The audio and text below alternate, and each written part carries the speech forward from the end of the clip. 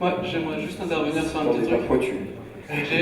Bon, c'est pas avec ma petite voix d'étudiant que je vais peut-être pouvoir Alors, donc, avancer les vous choses. vous mais- présentez, alors vous êtes toujours étudiant de l'EMCA. Oui, alors Thomas pour moi.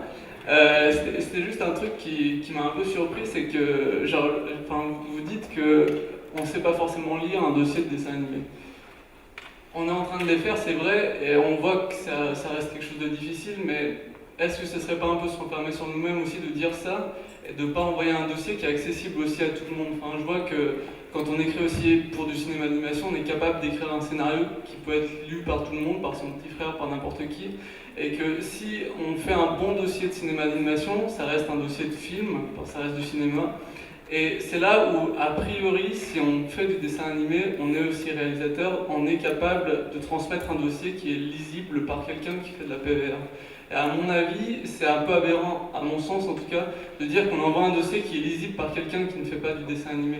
Si on envoie un storyboard, simplement un storyboard avec un scénario qui est lisible, et qui n'est pas lisible pour quelqu'un qui n'a pas l'habitude d'un storyboard, à mon avis, c'est pas de la faute de celui qui le lit, c'est plutôt de la faute de celui qui l'envoie. Je suis pas tout à fait d'accord, parce que là, tout d'un coup, ça crée une sorte de démocratisation, c'est-à-dire qu'il faut plaire à tout le monde, il faut faire des dossiers qui peuvent être lisibles par tout le monde. Et au contraire, on parle de spécificité sur l'animation, sur le genre de l'animation. Avec l'arrivée des nouvelles technologies, on développe de plus en plus de projets hybrides, différents, expérimentaux, documentaires, etc. Souvent, il y a le mot animation qui est rattaché, en fait, à d'autres genres. Et c'est très intéressant. Et c'est, je dirais, aussi aux lecteurs d'une commission, et qui de surcroît renommée, c'est quand même le CNC, d'être capable de se projeter aussi. Après, évidemment, il faut faire un effort, mais il ne faut surtout pas être, calfeutré dans une façon. On n'a pas envie de recevoir 30 dossiers des étudiants de l'EMCA parce qu'on vous a dit il faut faire un dossier comme ci, comme ça. Les dossiers d'étudiants ne peuvent pas être envoyés au CNC. Tu vois ce que je veux dire. C'est une fois, si tu apprends à l'école à faire un dossier et que tes copains apprennent la même façon de le faire et que une fois que tu sors de l'école, excuse-moi, et que tu envoies ce modèle-là et que vous envoyez tous la même année ce modèle-là, tout d'un coup on va se retrouver avec des trucs qui sont super paramétrés. Et c'est absolument pas ce qu'on veut, quoi. Même les autres producteurs de live. Je suis d'accord, mais là vous me touchez particulièrement parce que ça fait 2 années de suite que je travaille sur des dossiers hybrides et ils valent ce qu'ils valent, mais dans tous les cas, à mon sens, si on est assez intelligent pour vouloir toucher une aide, on est censé faire vraiment l'effort d'envoyer et un storyboard qui peut toucher des personnes qui font du dessin animé, qui sont capables de le lire, d'envoyer une note d'intention très claire pour expliquer pourquoi on fait un projet hybride documentaire fiction, science-fiction, peu importe. Et à mon avis, je sais pas, c'est peut-être un peu se cacher derrière le fait qu'on fait du dessin animé, de dire c'est pas lisible, donc à mon sens, vous savez pas me lire. Enfin, voilà. Alors, on a fait naître le débat, il y a plein de questions, mais avant, je passe la parole à Alice Delalande, puis un monsieur qui prendra la parole, puis après il y a d'autres, je vois des mains qui se lèvent. Alors simplement, je rassure, il n'y a pas de risque. Alors on a fait naître le débat, Xavier, vous êtes de trop, mais il n'y a pas de risque de recevoir, c'est pas dans une école, effectivement, on peut aborder des sujets, c'est pas des recettes, et de toute façon ici on n'est pas là pour donner des recettes, simplement je pense qu'on on a parlé tout à l'heure de la note d'intention, il y a plein d'éléments qui nous permettent d'avoir des choses extrêmement de toute façon pertinentes, et on sent bien des personnalités et des types d'animation différents. Alors Alice, tu voulais... Oui, je voulais essayer de à la fois répondre un peu à ce que vous dites et puis d'apporter quelques précisions. Vous avez beaucoup parlé de l'aide au programme, de l'avance sur recette. Vous l'aurez compris, moi je m'occupe d'un fonds un peu différent et simplement pour préciser que la commission dont je m'occupe, en l'occurrence, n'est consacrée qu'aux projets d'animation. Donc elle fait le distinguo entre les projets de fiction et d'animation. De fait, dans la commission, il n'y a que des gens qui travaillent dans l'animation et qui font par ailleurs d'autres choses, puisqu'on peut travailler dans l'animation et faire autre chose aussi, du live, du documentaire, de la bande dessinée, enfin bref. Juste vous dire que le CNC, il est confronté de la même manière que vous, porteurs de projets, à cette question de la diversité des écritures, pour revenir au sujet principal, et que nous aussi, pour le coup, nous sommes ceux qui pensons dans nos petites têtes à la meilleure manière de formuler un dossier de demande, à la fois pour qu'il soit à peu près clair pour vous, porteurs de projet, et pour ceux qui vont devoir le lire et décider en conséquence. Et c'est vrai qu'en animation, on est obligé de sortir un petit peu de ce qu'on connaît habituellement, tout simplement parce que la France est un pays qui enseigne les belles lettres à tous âges et dès l'école. En revanche, sur tout ce qui est pratique de l'image, et là-dessus je suis assez d'accord, je trouve qu'on part en général un petit peu en retard, ou en tout cas que l'enseignement de base de chacun est en revanche moins développé. Donc de fait, il y a une lecture de l'image, il y a un intérêt de l'image qui n'est pas tout à fait le même, et en tout cas qui ne fait pas forcément partie à la même échelle du bagage commun de chacun. Donc de fait, alors que beaucoup de gens pensent pouvoir lire un scénario assez facilement, finalement comme une histoire, alors même que ce n'est pas tellement le cas, en animation, c'est plus difficile de s'estimer comme ça compétent. Ça ne veut pas dire qu'on l'est pas, ça ne veut pas dire qu'un réel de live ne peut pas lire un board en animation, mais en tout cas, ça nous oblige, nous, et on le voit bien dans les dossiers de demande, à essayer de répercuter la diversité des écritures par la diversité des éléments que vous pouvez joindre au dossier. Il y a des écritures, je ne dis pas simplement qu'on ne peut pas lire un board ou que les gens ne savent pas lire un board. Je dis aussi qu'il y a des écritures qui sont aussi des écritures visuelles. Et ça ne veut pas dire qu'elles font l'économie d'un scénario, ça veut dire que ça passe pas par les mêmes mécanismes que ceux d'un scénario traditionnel.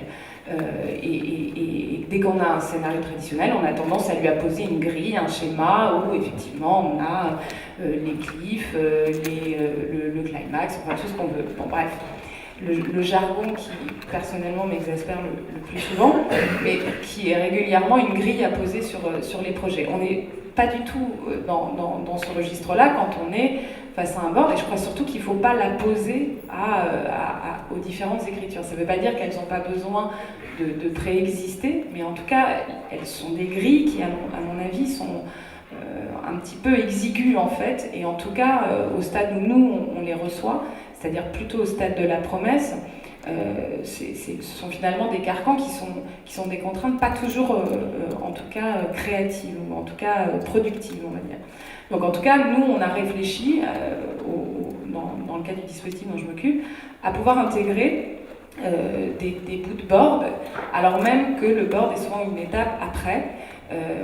On a permis en tout cas aux porteurs de projet de pouvoir éventuellement insérer un board, non pas pour économiser un scénario, mais simplement parce que certains, et Pierre-Luc le racontait, commencent aussi parfois par le board. Bon, ça implique que le board soit évidemment un peu soigné, et soit peut-être narratif, ou en tout cas lisible, et c'est là où je vous rejoins par des gens qui peut-être n'en ont pas l'habitude, mais en tout cas il faut pouvoir autoriser ce type d'écriture-là, puisque de fait on parle d'animation.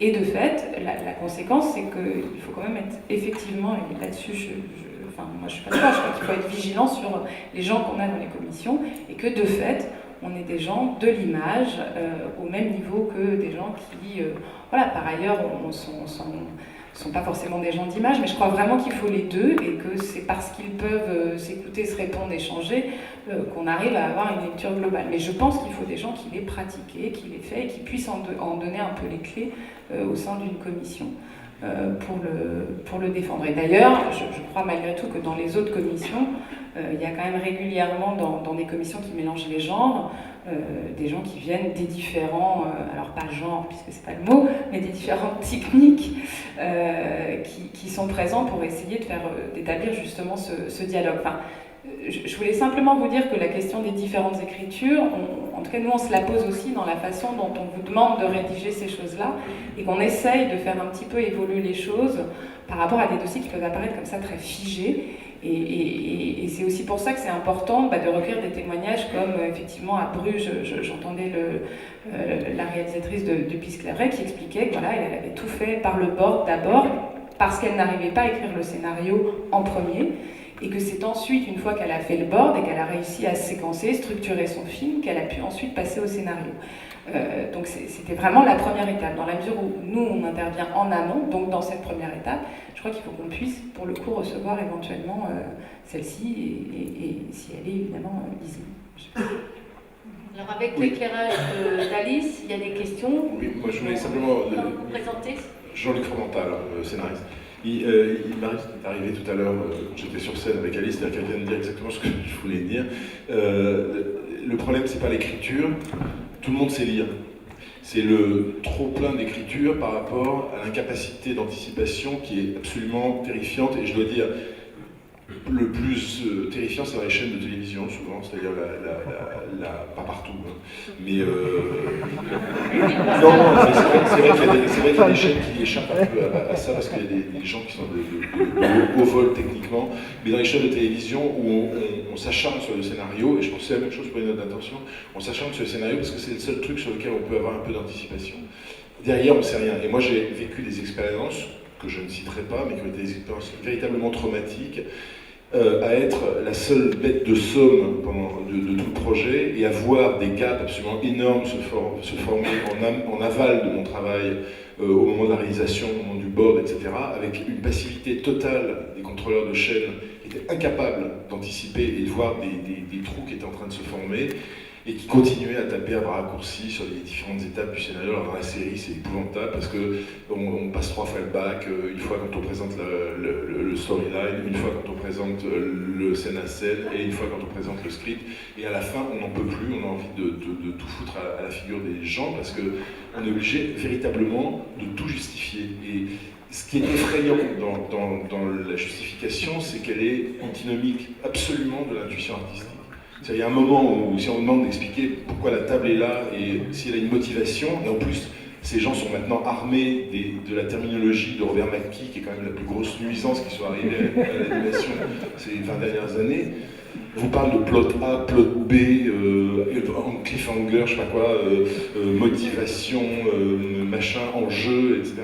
Sans savoir très bien quel genre d'arme il manipule. Et vraiment, c'est un vrai problème. Donc ce que je dirais, c'est qu'il faut absolument arriver à imposer le langage de l'animation aux gens qui lisent et qui choisissent l'animation, de sorte qu'ils soient capables d'anticiper sur le moment où l'écriture elle-même va être dépassée. Voilà. Merci. Donc il y avait Antoine. Présente. Je lève le bras, je suis fatigué. Donc je prends la parole, je me lève le bras. Donc je suis Antoine Lopez. Ça marche pas, mais vous m'entendez là? Non, c'est pour la retranscription en fait. Il faut, et pour l'enregistrement. C'est pour ça qu'il faut donner votre nom. Oui, voilà, très bien. Donc je suis Antoine Lopez, Festival du court-métrage au Clermont. Donc je voudrais réagir sur deux choses. Donc je reviens un peu en arrière parce qu'il y a eu pas mal de digressions. Donc sur la note d'attention. Moi j'ai été membre de la commission plénière au CNC de court-métrage pendant 1 an. Donc on voit plus entre 20 et 30 scénars par mois. Et je peux vous dire que les notes d'attention, je ne les lisais plus. Pour la bonne raison que c'est effectivement, il y a un prod sur la tribune qui a dit que c'est le cauchemar des auteurs, et on sent très bien que c'est le cauchemar des auteurs, c'est-à-dire qu'ils ont besoin, ils sont obligés de faire intelligent. Il y a un galimatia de mots, on ne comprend plus rien, et pire encore, ça se contredit à la lecture du scénario. Donc du coup, je les mettais de côté et j'allais direct au scénar, et c'était bien plus simple. Donc, et souvent, il y a des auteurs qui viennent me voir qui me donnent des conseils, et je leur dis qu'à la limite, ils n'en font pas, parce que c'est un truc, non, mais c'est un truc à imposer, c'est complètement débile. Je pense que la note d'attention, c'est un piège à con, je veux dire, c'est très clair, quoi. Parce que après, je pense que la note d'attention est importante quand il y a des niveaux de lecture. On parlait d'écriture et de lecture. Je parle du sujet du projet de Cerise à Agnès. Ils ont un projet d'écriture qui est, on va dire, type Kovalyov. Si on ne connaît pas Kovalyov, on ne sait pas où on va. Je veux dire, donc il faut indiquer au lecteur de quelle façon il doit lire le scénario. Parce que s'il n'a pas les clés, ben, il va dire « j'y comprends rien, il n'y a pas de scénario, il n'y a pas d'histoire, ce scénario est naze, on soit le poubelle ». Alors que s'il connaît Kovalyov et qu'il voit les rapports d'écriture, il se dit « ah ben ça peut être un projet vachement intéressant ». Donc il y a tous ces problèmes-là. Et pour finir avec mon expérience de sélectionneur comme ça de projets, c'est vrai que la commission où j'étais, il y avait une bonne moitié qui ne connaissait rien au cinéma d'animation, ils le reconnaissaient eux-mêmes, et donc ils ne servaient absolument à rien. Voilà. Donc ce que je veux dire par là, c'est qu'une commission, les commissions, soit au CNC dans les régions, et dans les régions souvent c'est sur le même moule que le CNC, dans pas mal de régions, donc toutes ces commissions, elles ne sont pas faites quand même sur le même moule, c'est-à-dire qu'une commission dépend des gens qui la composent. C'est ce qu'a dit la jeune femme qui a pris la parole tout à l'heure. Il y a soit des gens très spécifiques de l'image animée qui viennent et qui en parlent, qui savent de quoi ils parlent, soit on fait n'importe quoi. Donc ça c'est le premier point, je l'arrête avec la note d'attention. La deuxième, je réagis au propos de Ron sur les festivals où il n'y a pas de films sélectionnés et qu'il n'y a pas de films qui obtiennent de grands prix ou de prix importants. Il a en partie raison. Il a en partie raison, sauf à Clermont, où quand même, dans la sélection française, depuis plusieurs années, on a 20 à 30% des films sélectionnés qui sont des films d'animation. Après, où je suis effectivement d'accord avec toi, c'est sur l'attribution d'un prix important à un film d'animation. C'est arrivé, mais très rarement. Hein. Notamment, c'est le film de, et c'est encore c'était en sélection internationale, c'était le film de Frédéric Bach, L'homme qui plantait des arbres. Pourquoi, à mon avis, il y a plusieurs paramètres, mais il y en a un qui me paraît vachement important. Je vais d'abord dire le moins important à mes yeux, c'est ça revient, on rejoint le problème de la composition des commissions. C'est la composition du jury. Si au jury, vous n'avez pas des gens qui sont sensibilisés à l'image animée, ils vont aller vers, comme on dit, la prise de réel. Moi, j'ai la prise de vue en continu, c'est plus juste, parce que aussi c'est réel. C'est donc un problème de composition des jurys. Si vous mettez un jury où il y aura que des gens de l'anime, je suis prêt à parier ma paye, pas les points élevés, mais bon, qu'il y aura quelque chose d'anime qui sera primé. Mais je pense que plus fondamentalement, le problème il est ailleurs. Il est que le cinéma d'animation aujourd'hui pâtit encore de son image. C'est-à-dire que le cinéma d'animation, c'est un cinéma de la jeunesse. Et que rendre adulte le cinéma, c'est une opération qui est en train de se faire en ce moment.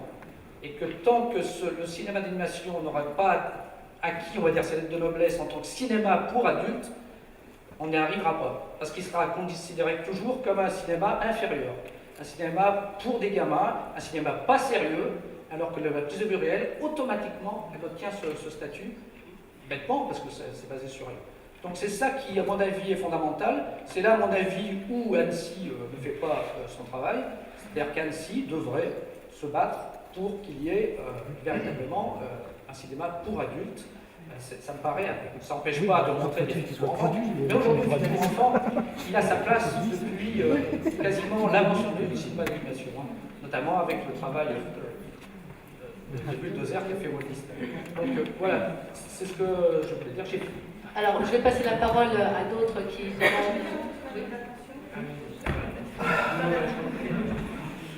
souvent les notes d'intention, contrairement à toi, je pense qu'elles sont hyper importantes, mais on les a souvent quand la personne nous donne le scénario en main propre.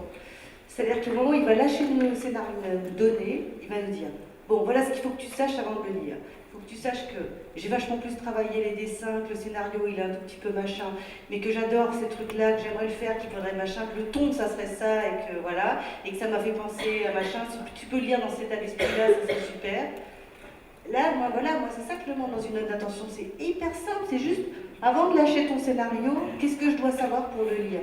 Vraiment, ça doit être... c'est vraiment le seul truc qu'on a besoin. Donc c'est très concret, contrairement à ce que beaucoup de gens pensent. C'est hyper concret. Moi je trouve que dans un scénario aussi pour d'animation, pour différencier aussi avec la fiction, parce qu'on va compléter aussi les choses qui ont été dites avant, il faut aller dans le truc dans lequel on est fort. Si le projet il est fort en dessin, il faut aller en dessin à fond. Si le projet c'est vraiment, le dessin il est là, on a les personnages machin, mais ce qui est vraiment bien c'est qu'on a une super histoire, il faut mettre ça en avant. Mais ça aussi il faut le mettre dans sa note d'intention. Il faut mettre le truc qu'il faut voir, le truc qu'il faut voir en premier, et le truc auquel il faut s'attacher, et à ce moment-là on le lit en se disant ah, c'est tellement bien ça que on peut passer sur d'autres choses. Tout n'est pas équivalent dans un dossier, ça je vous le dis aussi, mais il faut qu'on sente qu'il y a quelque chose qui sort quand même. Et le troisième truc, dont on parle jamais, et ça moi je suis toujours effarée qu'on n'en parle pas, c'est la bande-son des films, parce que des fois c'est 3 lignes sur un dossier, c'est quand même 50% du film, surtout en animation, parce qu'il y a des fois il y a peu de dialogue. Alors les voix, on n'en parle même pas, il n'y a même pas d'intention de voix. Alors souvent il faut des intentions de voix, même à ce niveau-là, pour lire le scénario. Mais il faut savoir, moi des fois je dis qu'est-ce qu'ils vont me dire? Il faut faire ouais, ça. Aussi, il faut qu'il y ait quand même il faut qu'il y ait une note d'attention de son, c'est vachement important. Et ça c'est... des musiques, enfin, tout ce qui peut renseigner pour lire un dossier, je le trouve important et c'est très très négligé dans les dossiers d'animation. Pour faire intervenir un artiste qui est en résidence ici, à la lecture de son projet, ici à la commission, c'est Nicolas Brault, là, qui donc a parlé, est-il là, qui dans son dossier justement parlait vraiment du son. Et moi, en tous les cas, la lecture, c'est ce qui m'avait aussi intéressée, parce qu'on sentait, je vais essayer de vous en parler, des vibrations. Bon, ben c'est vrai que ça prenait une place importante dans ma recherche, parce que le film que j'entreprends ici à Fontevraud, c'est un film qui parle un peu de l'emprisonnement peut-être dans son propre corps, des perceptions qu'on peut avoir de notre corps, perception visuelle, mais aussi perception sonore. Donc, je pense que ça vient un petit peu de mon expérience personnelle, dans ma famille. Moi, personnellement, j'ai perdu ma mère. J'ai vu ma mère emprisonnée dans son corps, mais je vois aussi la petite fille de mon frère qui a le petit mal, donc qui a des absences comme ça. Et c'est ce qui me motive en fait à venir ici développer ce projet-là qui s'appelle Corps étranger, et pour lequel j'ai pensé utiliser les sons humains, donc la percussion corporelle, des trucs finalement qui tourneraient autour de tous ces paysages sonores, visuels, mais aussi sonores autour du corps humain. Donc c'est sûr que je viens ici avec beaucoup d'intention. Mais bon, je suis dans la recherche, mais c'est vrai que ça fait partie, c'est au cœur de ma recherche, l'aspect sonore. Oui, du coup, ça rejoint, je voulais parler de la note d'intention, c'est selon aussi, pour la commission de Fontevraud, la note d'intention est essentielle dans le sens où des fois il n'y a pas du tout de scénario encore. C'était pas loin du cas de Nicolas justement, et c'est sa note d'intention qui nous a fait comprendre son projet aussi, et ses envies et ses motivations. Donc, et sinon je rejoins tout à fait ce que dit Pascal. Moi, la note d'intention, je ne sais pas de l'intellectualiser, c'est vraiment pourquoi j'ai envie de faire ce film, et j'essaie d'être très simple dans mes phrases. Voilà, c'est pourquoi, et puis je lui dis oui, c'est vrai. Enfin, non mais c'est vraiment ce que tu dis, c'est ce qu'on dirait à l'oral facilement, et c'est simplement ça. Je crois qu'il ne faut pas chercher plus loin. Donc, quand je lis des notes d'intention, et là je rejoins Antoine justement qui partent, et après je lis dans des sphères très lointaines, et on lit le scénario. Ah oui, c'est curieux, il y a deux choses très opposées, et on ne retrouve pas l'un dans l'autre. Donc je pense qu'une note d'intention est importante, mais il faut définir ce qu'est une note d'intention. Je pense qu'il faut que ce soit très simple et très clair, quoi. Une vraie sincérité. Oui. Donc Arnaud, tu voulais intervenir? J'entends bien ce que vous dites, hein, ça doit être très simple et au mieux ça doit être très visible. Mais même ça, beaucoup d'auteurs-réalisateurs sont vraiment les moins bons avocats de leur projet. Ils ont une intuition artistique. Et justement là, il faut peut-être souligner, c'est le rôle, et vous avez fait le rôle du producteur qui est un rôle de passeur. Nombre de mes projets d'auteurs qui ont été reconnus comme Vincent Berroirs par exemple, ils n'ont écrit pas une ligne d'intention. Mon rôle c'est de les faire me parler, car moi ils savent parler à force d'avoir confiance, et je retranscris dans l'intention que j'ai écrite pour eux, et j'ai signé au nom de l'auteur, et je leur ai fait forcément relire avant. Mais toi, Pierre Mousquet et Jérôme Co, c'est une torture que de leur faire dire pourquoi ils veulent faire un film, c'est une torture. Et donc c'est là où le rôle de producteur est important, et c'est pour ça que l'aide au programme est une aide extrêmement importante, parce que c'est le CNC qui fait confiance à des producteurs sur base de la carrière de leurs films précédents. Les producteurs disent regardez ce qu'on a été capable de faire, donc faites-nous confiance. Et c'est la note d'intention du producteur, pourquoi je produis cet artiste-là qui fait passer le projet et l'aide au programme. Et je crois qu'il faut le souligner que les auteurs ne doivent pas avoir peur de ne pas savoir écrire une intention aussi simple soit-elle, et que le rôle du producteur est important pour leur ou sortir les verres du nez, ou leur faire une psychanalyse, ou simplement... Non mais c'est vrai, il y a des choses extrêmement secrètes. Moi, j'ai produit un film qui s'appelle La Femme Papillon, que beaucoup ont vu en film d'animation. La réalisatrice a été capable de me dire, après que le film soit fini, pourquoi elle voulait faire ce film. C'est une relation très particulière avec sa mère. Tant que le film n'était pas fait, elle ne savait pas le dire. Et je lui avais dit, mais si tu m'avais dit ça avant, ça aurait été beaucoup plus simple à produire sur le scénario. Voilà, et c'est important de le dire, ça. Oui, il faut quand même noter que Il faut quand même être clair, un bon film peut être un film dont l'auteur ne sait pas du tout de quoi il en retourne avant de le faire. Donc effectivement, c'est relativement impossible pour certains projets d'avoir une note d'intention cohérente si elles sont faites par l'auteur. Et voilà, vous trouverez autant de cas, autant d'auteurs dans ce cas-là que des auteurs brillants qui sont capables de broder un joli texte bien cohérent sur juste n'importe quoi derrière. Donc voilà. Merci de donner votre nom, c'est pour la retranscription. Jean-Jacques Lony, réalisateur, directeur artistique, oui, d'animation. Et ce que je voulais dire aussi, c'est qu'en tant que producteur, on a aussi la chance de pouvoir rencontrer, c'est ce que tu disais un peu Brigitte, c'est-à-dire la rencontre physique avec un réalisateur, discuter. On apprend beaucoup de choses, beaucoup plus de choses parfois que dans le texte de la note d'attention. On est un peu obligé de faire cet exercice de style, parce qu'on demande résumé, scénario, note d'intention, donc il faut le faire. Mais en tout cas, moi, et pour rejoindre aussi Antoine, c'est pas quelque chose aussi qui est super essentiel pour moi, la note d'intention. C'est vraiment quand je rencontre l'auteur, je vois s'il se passe quelque chose ou non, parce que c'est un exercice difficile, c'est technique, mais avant ça, il y a quand même l'individu qui est important, quoi. Voilà, donc c'est... Mais par contre, effectivement, dans les commissions, c'est nécessaire, puisque c'est entre deux mondes qui ne se connaissent pas, un individu qui présente un projet. Mais en tant que producteur, on a quand même cet avantage aussi parfois de pouvoir représenter un auteur qu'on a rencontré physiquement et qui nous a dit des choses, etc. Eric, pourrais-tu rebondir s'il te plaît? Ah, il y avait encore une question, excusez-moi. Justement, j'avais une question pour Eric Réginot, c'est Cécile de l'AFCA. Si j'ai bien compris, dans vos commissions, en fait, vous avez introduit le fait que les réalisateurs viennent présenter eux-mêmes leurs projets. Alors, est-ce que c'est parce que vous pensez que les dossiers sont fondamentalement insuffisants ou pour d'autres raisons? Non, les dossiers ne sont pas fondamentalement insuffisants, ça dépend aussi des dossiers. Il y a en fait beaucoup de dossiers qui sont très vite évidents, de par leur forme, de par ce qu'ils racontent, et très vite tous les membres du jury savent qu'en gros ils vont s'orienter vers ce projet. Puis il y a certains projets où en fait la rencontre va vraiment devenir importante parce qu'elle va préciser des choses qui n'arrivent pas à transparaître dans le projet. Et puis après, il arrive aussi que quand on convoque les gens, on convoque le réalisateur et le producteur, il nous est aussi arrivé parfois de fantasmer sur des projets.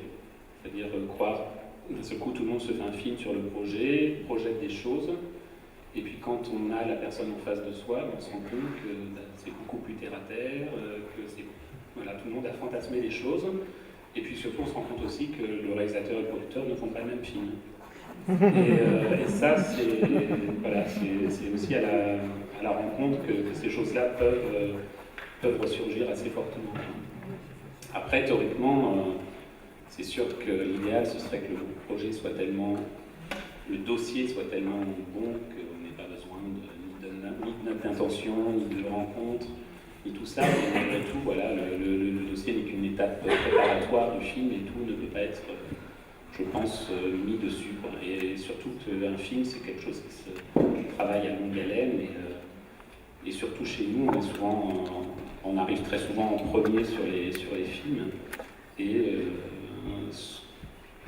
ce qui est bien avec les membres du jury qui passent chez nous, c'est qu'ils arrivent à se projeter assez loin et souvent à dire on va essayer de faire confiance et de dire banco sur des choses qui sont pas forcément très écrites, pas forcément très développées, quoi. Et la rencontre va aussi aider à préciser tout ça.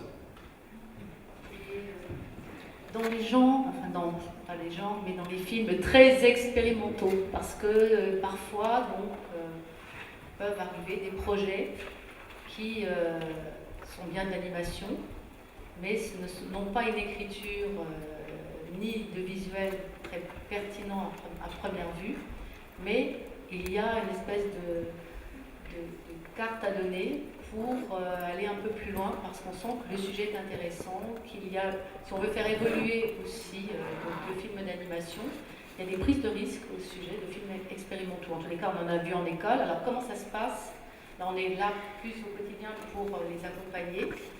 Quelquefois, on regarde aussi un peu le film, mais ça ne fait rien. On se dit, l'école, c'est un lieu on peut prendre des risques, sinon, c'est pas la peine, on ne fera peut-être jamais. Mais comment ça se passe dans une commission, par exemple, chez vous Par exemple, quand vous voyez, si vous lisez les dossiers de demande de subvention chez nous, on a une espèce de tartine de choses que les gens doivent fournir. Et souvent, il y a des gens qui m'appellent en me disant « Mais vous êtes sûr qu'on est obligé de mettre tout ça ?» Et ben, je dis « Ben non. » Bien sûr que non, quoi. C'est sûr que c'est une espèce de liste indicative de ce qui pourrait être mis. Mais ce que je conseille souvent aux gens, c'est de faire en sorte que leur projet soit cohérent et fidèle au film que les gens ont envie de faire, et qu'ils soient aussi fidèles à ce que les réalisateurs sont. Et ce qui fait que ben voilà, on est capable aussi d'accepter des choses qui ne soient, voilà, comme je disais tout à l'heure, pas de scénario, pas forcément de storyboard, pas de... Voilà, on avait aidé, je ne sais pas si Georges est encore dans la salle, mais on a aidé un projet de Georges Sifianos. Il n'y avait pas de scénario, il n'y avait pas de storyboard. Je crois qu'il y avait un texte de 2-3 pages, il y avait une bonne intention. C'était un film ballet, c'est juste une précision. Oui, mais bon, il y avait quelques visuels, et puis voilà, quoi, c'est aussi la possibilité de s'emballer sur, voilà, sur une promesse et de permettre à des gens d'expérimenter encore, même quand ils ne sont plus à l'école, quoi. Et je trouve que c'est plutôt important de ne pas toujours demander des choses très balisées. Et voilà, après, on a aussi des dossiers très, très bien. Par exemple, le dossier de Pierre-Luc qui est passé l'an dernier chez nous, voilà, qui était dans une forme plus classique, avec un scénario, un storyboard, et voilà, et tout le monde, voilà, à l'unanimité, a essayé de l'aider. En tout cas, les commissions chez nous sont capables d'aller vraiment d'un extrême à l'autre, assez facilement.